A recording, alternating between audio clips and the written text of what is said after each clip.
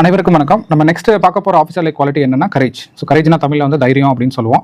So தைரியம்னா ரெண்டு வகை இருக்குது. ஒன்று வந்து முட்டாள்தனமான தைரியம், இன்னொன்று வந்து அறிவுபூர்வமான ஒரு தைரியம். ஸோ முட்டாள்தனமான தைரியம்னா என்னென்னா பஸ்ஸில் தொங்கிட்டு போகிறது, அது தைரியம் கிடையாது. இல்லைன்னா நம்ம ஒரு புது இடத்துக்கு போகிறோம், அங்கே ஒரு தண்ணி நீர்நிலை இருக்குது, அதில் வந்து நான் வந்து ஜம்ப் பண்ணுறது, அது தைரியம் கிடையாது.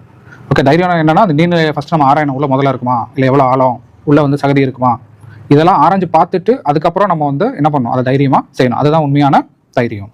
ஸோ ரிஸ்க் எடுக்கணும், ஆனால் ரிஸ்க் வந்து எப்படி எடுக்கணும், அறிவுபூர்வமான ரிஸ்க் எடுக்கணும். முட்டாள்தனமான ரிஸ்க் வந்து எடுக்கக்கூடாது. ப்ளஸ் பயம் வரும், எல்லாருக்கும் பயம் இல்லாத மனிதனே இருக்க மாட்டோம். அந்த பயம் வர்றப்போ நம்ம அதை வந்து எப்படி ஹேண்டில் பண்ணுறோம், பயம் வர்றப்போ அதை மனசுக்குள்ளேயே அடக்கிட்டு நம்ம அறிவுபூர்வமாக யோசிச்சு இருக்கிற பிரச்சனையை வந்து நம்ம தீர்க்கணும். இல்லை அந்த ரிஸ்க் எடுத்து நம்ம வந்து அதை செய்யணும். ஸோ இதுதான் என்ன சொல்லுவோம், கரேஜ் அப்படின்னு சொல்லுவோம்.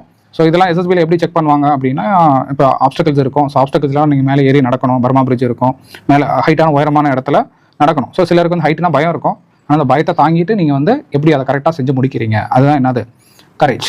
ஸோ இதை நீங்கள் எப்படி வளர்த்துக்கணும்னா, சில சாகசமான இதெல்லாம் பண்ணலாம். ட்ரெக்கிங் போகலாம், இல்லை ஒரு மவுண்டனியரிங் வந்து கற்றுக்கலாம், ஸ்விம்மிங் கற்றுக்கலாம். ப்ளஸ் ஒரு உயரமான இடத்துக்கு போயிட்டு நீங்கள் வந்து அங்கேருந்து பார்க்கலாம். ஸோ இதெல்லாம் வந்து உங்கள் கரேஜை வந்து இம்ப்ரூவ் பண்ணும். ப்ளஸ் வீட்டில் ஒரு பாம்பு வருது இதுனா அப்படிலாம் நீங்கள் வந்து அதை ஃபேஸ் பண்ணி இது பண்ணுங்கள், நீங்கள் வந்து பண்ணலாம். இல்லை எங்கேயாவது ஒரு ஆக்சிடென்ட் பார்க்குறீங்கன்னா அங்கே போய்ட்டு இறங்கி நீங்கள் ஹெல்ப் பண்ணலாம். இது எல்லாமே வந்து உங்கள் கரேஜை வந்து வளர்க்குறதுக்கு வந்து ஹெல்ப்ஃபுல்லாக இருக்கும். கரேஜ்னா வந்து பயமே இல்லாமல் இருக்கிறது கிடையாது. வர்ற பயத்தை நம்ம எப்படி ஹேண்டில் பண்ணுறோம், அதை ஹேண்டில் பண்ணிவிட்டு நம்ம கொடுத்த வேலையை வந்து கரெக்டாக செஞ்சு முடிக்கிறோமா இல்லையா, அதுதான் வந்து கரேஜ். தேங்க்யூ.